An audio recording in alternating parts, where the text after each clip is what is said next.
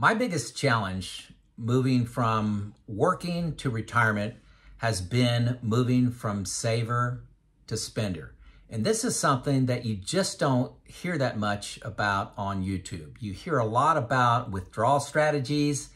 You know, you can withdraw 4%, for example, but actually moving to spending your money out of this nest egg that you built is very difficult. I just had a conversation with a guy yesterday on this topic, and it doesn't matter how much money you've got. If you got $500,000 and a small pension, or if you got $4 million and no pension, people struggle with this.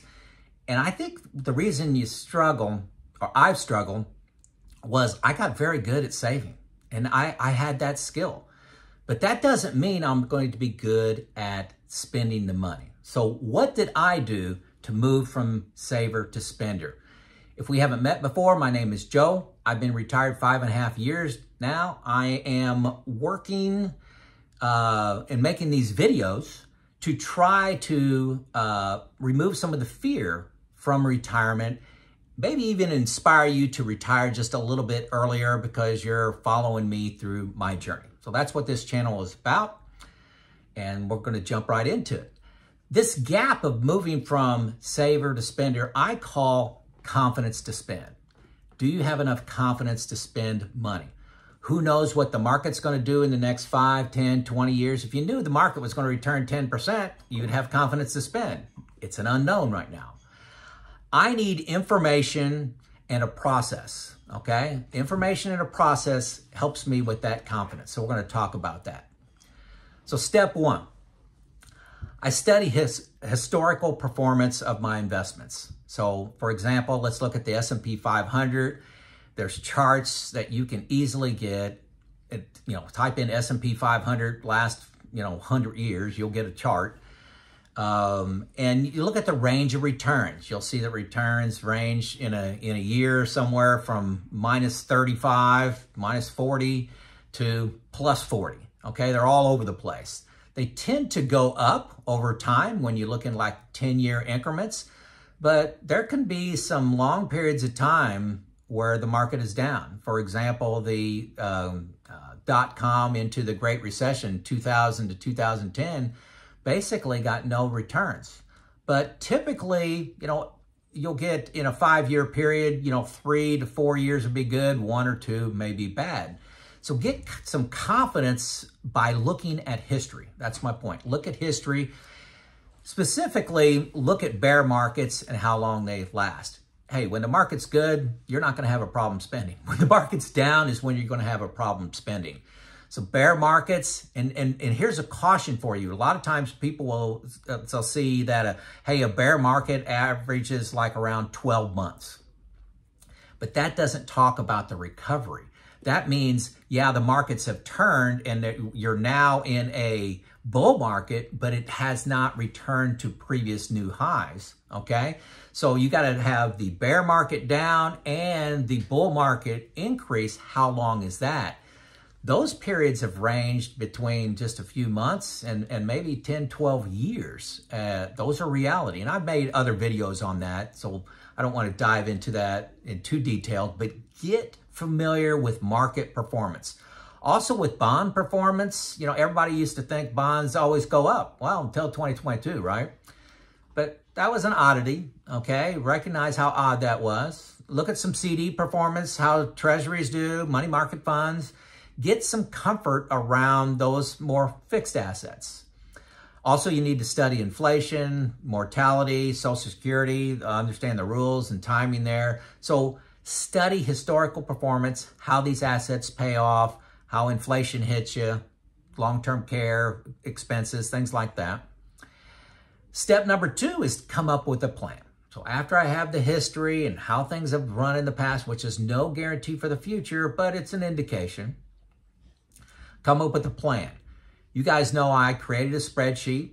I probably had 10 of them to convince me to retire. I have a spreadsheet where I modeled things like expenses, rates of return, inflation, and I could change them all. But it was a spreadsheet I created. But my plan really centers around buckets. I have 3 buckets of money. Bucket 1 money is for short-term expenses. Bucket 2 is medium-term expenses. And bucket 3 is for long-term growth. Okay, this is not a bucket video, but high level. My bucket 1 is about 5 years of expenses. 5, excluding my pension that I get a small pension. Excluding any other income, what do I need from my assets? I put in bucket 1 and put that in fixed assets, okay? Things that I'm not worried about, stock market drama. It's always gonna be there. I got 5 years there. In my bucket 2, I have another 5 years, okay? Those are in bond funds, okay? I got in bond funds, good, stable stuff. And then my bucket 3 is all in growth. And 80% of my money is in this growth bucket. That is my plan. That's how I handle a down market. When the market goes down, I keep spending out of bucket 1. The market stays down a long time, I start spending out of bucket 2. When the market goes back up, I refill bucket 1, 2, and 3. That's how I'm doing things. I also got my spreadsheet. I also use a comprehensive software package. You've heard me talk about this before. It's an independent verification or addition to my plan, okay? New retirement, there's a link for a free 2 weeks. You hit it below. I'm telling you, it's roughly, I think 80% of the people that click on the link end up buying it. It's $120 a year. It's priceless. Priceless for me because it's not my spreadsheet. It's not my own independent research. It's another independent source of information saying my plan is good, and that is critical. That's critical. I've got not just my going down in the basement and creating my plan in Excel and in a spreadsheet. I've got an independent software package saying, yes, I'm okay. I got my bucket saying, yes, I'm okay. And I got my spreadsheet saying I'm okay. Hopefully that makes sense. That's my plan. Step 3 is I have people, and this is critical, people verify that my plan doesn't have any errors in it. I don't go it alone. This to me is extremely powerful. When the market goes down 30, 40%, you're going to have all these demons and paranoia arise out of you. And if you don't have people that you can lean on to say, hey, Joe, that's not right. Hey, Joe, I've looked at your plan. It's good. You've got 5 years in your bucket 1, 5 years in bucket 2. Don't do anything rash. Don't sell your stocks. This is critical. Well, number 1, I've got a retirement group. I've got 2 other people where we do intimate sharing of our plans. This is free. They know all my expenses. They know where all my investments are, and they take a critical view of that when I'm looking at making any changes. I can't tell you how valuable my retirement group is. Second thing, and I talked about this, new retirement, that software package. It tells once a quarter, I don't think I said this yet, once a quarter I get into new retirement and fill out the information and stress test it. Another option for you is to do a plan review. I have my second link below is a group from Pickle. They will give you a free 45 minutes. You enter that you want to review your plan. You want to talk about time and Social Security. Talk to Pickle. They're certified financial planners. They're free, okay?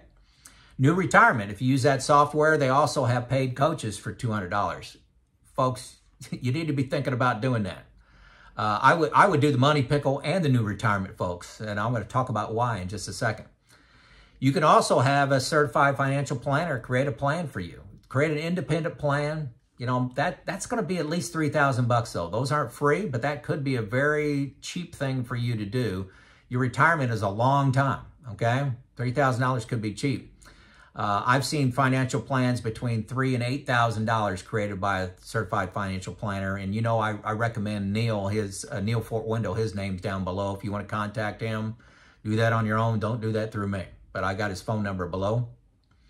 Or you can go assets under management. But somehow you need to have a person other than you, probably other than your spouse, I'd recommend, because you're biased. And I would have somebody that can pick out errors. I promise you, you have errors in your plan. I've talked about this before.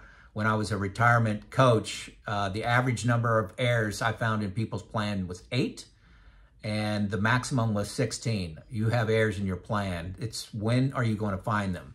Now, some people think going with a financial advisor is expensive. You know, contacting a coach for $250 may be expensive. Some people think that, okay? I just, for reference, I looked at a refrigerator repair. Okay, you'll pay a technician $150 to come to your house. They charge you an $80 diagnostic fee. This just happened, okay? And $100 an hour to fix it. So if it's a two-hour repair, that's $430 you've spent on getting some technical advice and repairs to your refrigerator. $430. You'll do that for your refrigerator, but you won't do it for your financial plan that's got to last you 30 or 40 years. Okay, so put things in perspective. Having a professional or a friend group that are good students. You know, you can't just get two other bozos, right? You got to have some people that are willing to do the work, and they are willing to study and make sure you're not making any emotional decisions. Okay, my step 4 is I have a disciplined review process. This is huge. I do this quarterly. I review my expenses. I review my buckets. Can they do their job? Are they all topped off? You know, depending on how the market is, are they topped off? I update my new retirement model and I stress test it, which means I try to make it fail. I may go in and add inflation. I may, bring inflation from 5% to 6%, see how it fails and see if I can pull any levers to make it solve. It's a very good tool to play with and model what ifs. People love it. And then I also look at taxes. Where am I going to pull money from that year? Am I going to do Roth conversions? That kind of thing. So that's my 4-point process that I do every quarter. Review expenses, review my buckets, review new retirement model, and taxes. This is all part of giving me confidence that my plan is working. I'm prepared to handle a bear market. I've had independent verification. I have from these models, independent verification from other people. Now I got confidence to spend. Now, folks, I'm not perfect. You know, when the market was down in 2022, 30, 35%, my assets were down. My bucket 3 was down. You know, it's hard not to get a little bit stressed, but I didn't change my spending at all. I'm 5 years into my journey, 5.5 years in, and we've had the pandemic drop, and we've also had 2022 happen. We've also had a lot of inflation happening, and I'm just chugging away with my plan, and I have confidence to spend because I followed the process I just laid out. Now, some folks need an annuity. You know, maybe they got a big pension. Maybe they want to buy an annuity. I'm not saying that is a bad thing, but annuities are expensive and you're not going to get great returns even if they have a market index on them. But they may be what you need, and I'm not judging. They may be what you need to have confidence to spend. You got a paycheck coming in every month and you need that to spend. That's okay. Don't feel bad about that. That's not the path that I'm following, okay? So I'm sharing my journey. Make the best decision for you. So if you're retired, what have you done to gain confidence to spend? Okay, and if you're not retired, you better work on this. This is going to be a big deal for you. No matter how confident you are in managing your assets while you're working, the game completely changes when you're retired. If you don't have any comments to make, tell me where in the world you are from. I love hearing that. It inspires me. It's Joe.